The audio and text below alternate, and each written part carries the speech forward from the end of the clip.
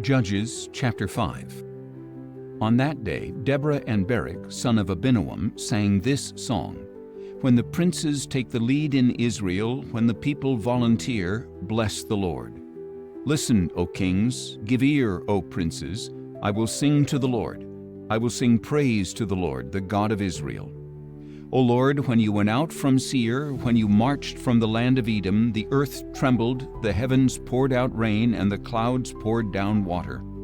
The mountains quaked before the Lord, the One of Sinai before the Lord, the God of Israel.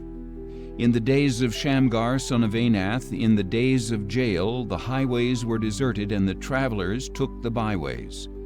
Life in the villages ceased. It ended in Israel, until I, Deborah, arose, a mother in Israel. When they chose new gods, then war came to their gates. Not a shield or spear was found among 40,000 in Israel. My heart is with the princes of Israel, with the volunteers among the people. Bless the Lord. You who ride white donkeys, who sit on saddle blankets, and you who travel the road, ponder the voices of the singers at the watering places. There they shall recount the righteous acts of the Lord, the righteous deeds of his villagers in Israel. Then the people of the Lord went down to the gates. Awake, awake, O Deborah! Awake, awake, sing a song! Arise, O Barak, and take hold of your captives, O son of Abinoam. Then the survivors came down to the nobles. The people of the Lord came down to me against the mighty. Some came from Ephraim with their roots in Amalek. Benjamin came with your people after you. The commanders came down from Achor, the bearers of the marshal's staff from Zebulun. The princes of Issachar were with Deborah, and Issachar was with Barak, rushing into the valley at his heels. In the clans of Reuben there was great indecision. Why did you sit among the sheepfolds to hear the whistling for the flocks? In the clans of Reuben there was great indecision. Gilead remained beyond the Jordan. Dan, why did you linger by the ships? Asher stayed at the coast and remained in his harbors. Zebulun was a people who risked their lives. Naphtali too, on the heights of the battlefield. Kings came and fought. Then the kings of Canaan fought at Taanach by the waters of Megiddo, but they took no plunder of silver. From the heavens the stars fought. From their courses they fought against Sisera. The river Kishon swept them away, the ancient river, the river Kishon. March on, O my soul, in strength. Then the hooves of horses thundered, the mad galloping of his stallions. Curse Meroz, says the angel of the Lord. Bitterly curse her inhabitants, for they did not come to help the Lord against the mighty. Most blessed among women is Jael, the wife of Heber the Kenite, most blessed of tent-dwelling women. He asked for water, and she gave him milk. In a magnificent bowl she brought him curds. She reached for the tent peg, her right hand for the workman's hammer. She struck Sisera and crushed his skull. She shattered and pierced his temple. At her feet he collapsed. He fell. There he lay still. At her feet he collapsed. He fell. Where he collapsed, there he fell dead. Sisera's mother looked through the window. She peered through the lattice and lamented, "Why is his chariot so long in coming? What has delayed the clatter of his chariots?" Her wisest ladies answer, "Indeed, she keeps telling herself, are they not finding and dividing the spoil, a girl or two for each warrior? A plunder of dyed garments for Sisera, the spoil of embroidered garments for the neck of the looter? So may all your enemies perish, O Lord, but may those who love you shine like the sun at its brightest." And the land had rest for 40 years. Judges chapter 6. Again the Israelites did evil in the sight of the Lord, so he delivered them into the hand of Midian for 7 years. And the hand of Midian prevailed against Israel. Because of the Midianites, the Israelites prepared shelters for themselves in the mountains, caves, and strongholds. Whenever the Israelites would plant their crops, the Midianites, Amalekites, and other people of the east would come up and invade them, encamping against them as far as Gaza and destroying the produce of the land. They left Israel with no sustenance, neither sheep nor oxen nor donkeys. For the Midianites came with their livestock and their tents like a great swarm of locusts. They and their camels were innumerable, and they entered the land to ravage it. Israel was greatly impoverished by Midian, and the Israelites cried out to the Lord. Now when the Israelites cried out to the Lord because of Midian, he sent them a prophet who told them, "This is what the Lord, the God of Israel, says. I brought you up out of Egypt, out of the house of slavery. I delivered you out of the hands of Egypt and all your oppressors. I drove them out before you and gave you their land. And I said to you, I am the Lord your God. You must not fear the gods of the Amorites in whose land you dwell. But you did not obey me." Then the angel of the Lord came and sat down under the oak in Ophrah that belonged to Joash the Abiezrite, where his son Gideon was threshing wheat in a winepress to hide it from the Midianites. And the angel of the Lord appeared to Gideon and said, "The Lord is with you, O mighty man of valor." "Please, my lord," Gideon replied, "if the Lord is with us, why has all this happened to us? And where are all his wonders of which our fathers told us, saying, Has not the Lord brought us up out of Egypt? But now the Lord has forsaken us and delivered us into the hand of Midian." The Lord turned to him and said, "Go in the strength you have and save Israel from the hand of Midian. Am I not sending you?"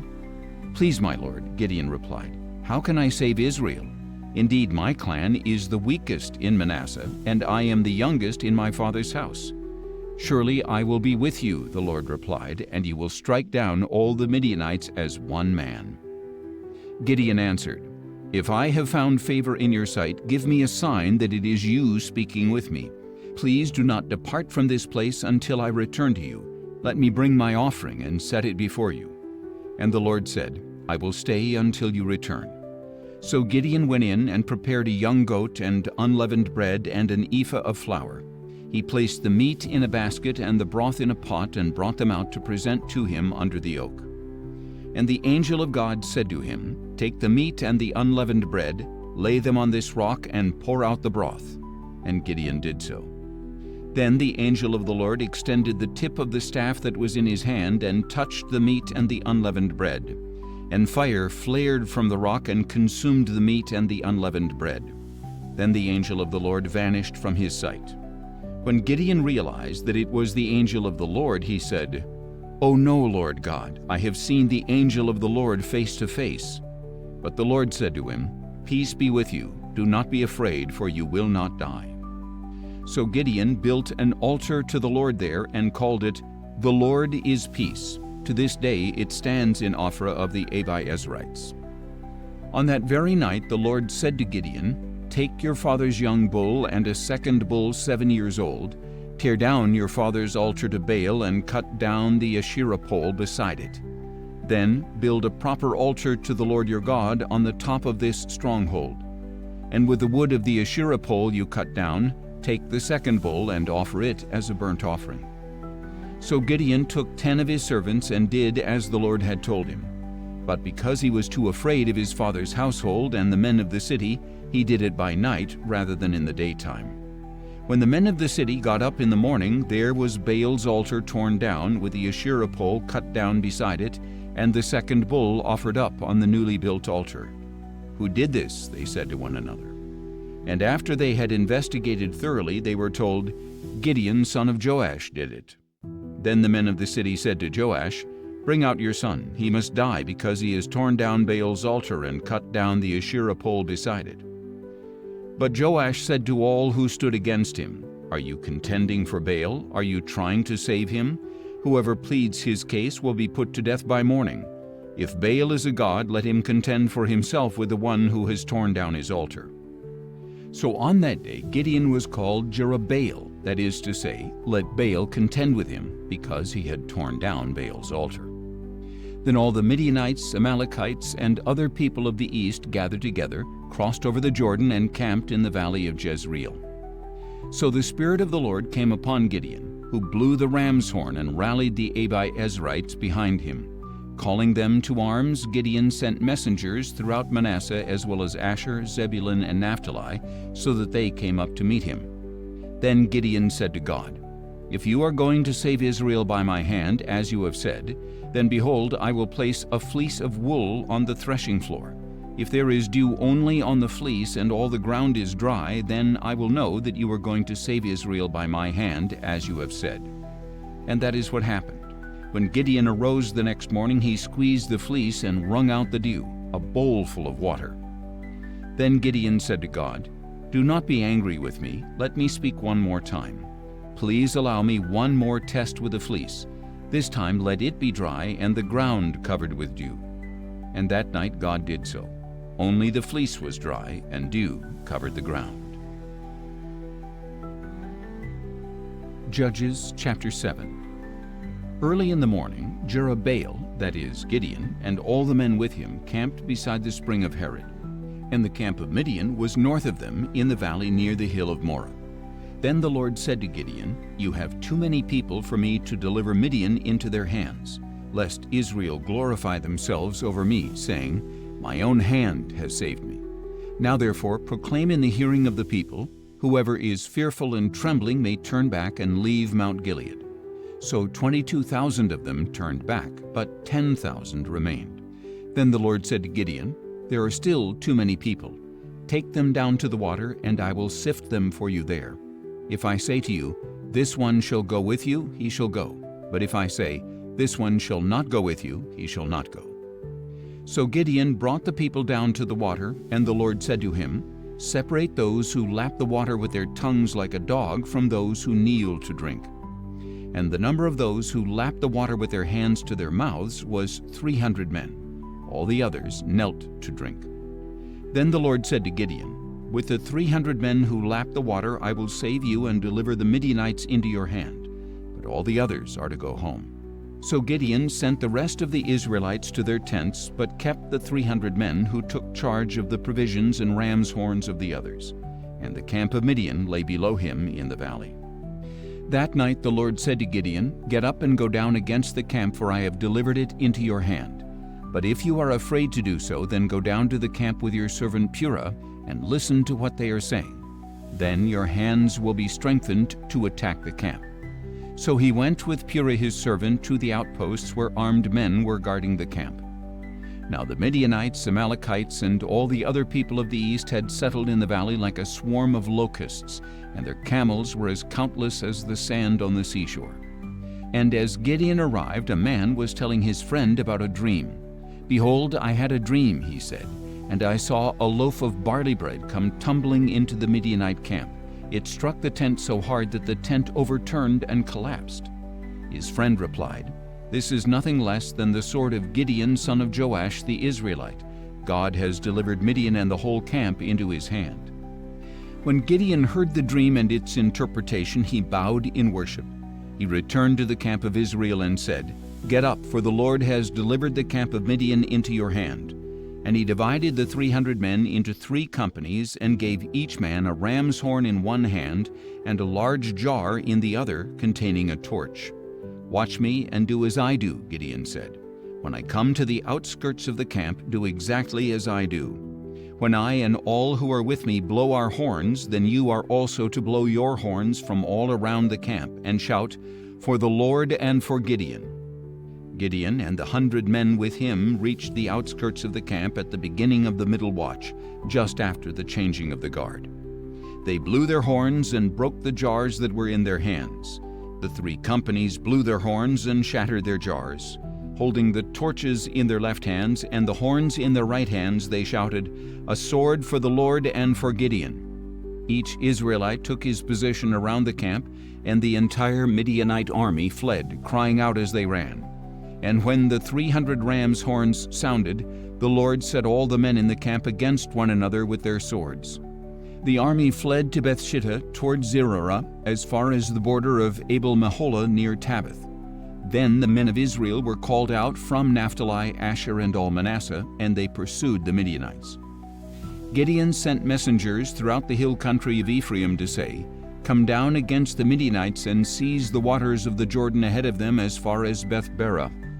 So all the men of Ephraim were called out, and they captured the waters of the Jordan as far as Beth-barah. They also captured Oreb and Zeeb, the 2 princes of Midian, and they killed Oreb at the rock of Oreb, and Zeeb at the winepress of Zeeb.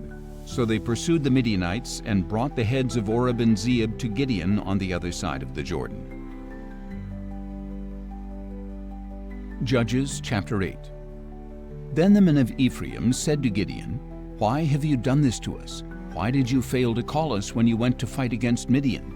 And they contended with him violently.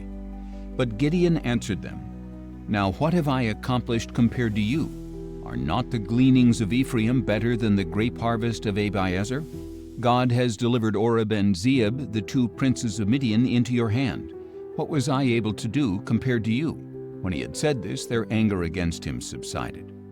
Then Gideon and his 300 men came to the Jordan and crossed it, exhausted yet still in pursuit. So Gideon said to the men of Succoth, "Please give my troops some bread, for they are exhausted, and I am still pursuing Zebah and Zalmunna, the kings of Midian." But the leaders of Succoth asked, "Are the hands of Zebah and Zalmunna already in your possession, that we should give bread to your army?" "Very well," Gideon replied. "When the Lord has delivered Zebah and Zalmunna into my hand, I will tear your flesh with the thorns and briars of the wilderness." From there he went up to Penuel and asked the same from them, but the men of Penuel gave the same response as the men of Succoth. So Gideon told the men of Penuel, "When I return in triumph, I will tear down this tower." Now Zebah and Zalmunna were in Karkor with their army of about 15,000 men, all that were left of the armies of the people of the east. 120,000 swordsmen had already fallen. And Gideon went up by way of the caravan route east of Nobah and Jogbehah, and he attacked their army, taking them by surprise.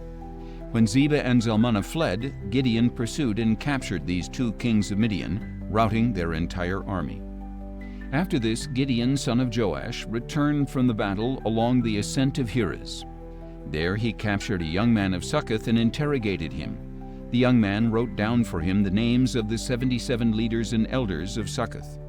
And Gideon went to the men of Succoth and said, "Here are Zebah and Zalmunna, about whom you taunted me, saying, 'Are the hands of Zebah and Zalmunna already in your possession, that we should give bread to your weary men?' Then he took the elders of the city, and using the thorns and briars of the wilderness, he disciplined the men of Succoth. He also pulled down the tower of Penuel and killed the men of the city." Next, Gideon asked Zebah and Zalmunna, "What kind of men did you kill at Tabor?" "Men like you," they answered, each one resembling the son of a king. "They were my brothers," Gideon replied, "the sons of my mother. As surely as the Lord lives, if you had let them live, I would not kill you." So he said to Jether his firstborn, "Get up and kill them." But the young man did not draw his sword. He was fearful because he was still a youth. Then Zebah and Zalmunna said, "Get up and kill us yourself, for as the man is, so is his strength." So Gideon got up and killed Zebah and Zalmunna, and he took the crescent ornaments from the necks of their camels. Then the Israelites said to Gideon, "Rule over us, you and your son and grandson, for you have saved us from the hand of Midian." But Gideon replied, "I will not rule over you, nor will my son. The Lord shall rule over you." Then he added, "Let me make a request of you, that each of you give me an earring from his plunder." For the enemies had gold earrings because they were Ishmaelites. "We will give them gladly," they replied. So they spread out a garment, and each man threw an earring from his plunder onto it. The weight of the gold earrings he had requested was 1,700 shekels. In addition to the crescent ornaments, the pendants, the purple garments of the kings of Midian, and the chains from the necks of their camels. From all this, Gideon made an ephod, which he placed in Ophrah, his hometown.